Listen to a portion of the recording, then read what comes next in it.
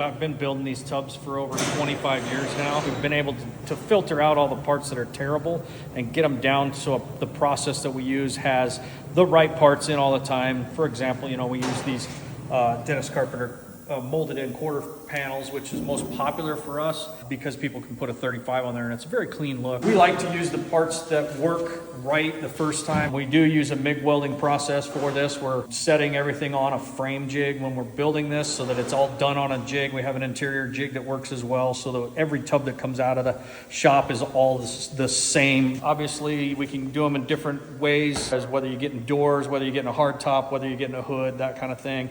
Typically, we do the tub complete with a windshield and then doors and the hood. Doors, fenders, and the hood, the grill, tailgate, everything is how they sell them most often, but we do sell them without all that stuff as well. They're a good product.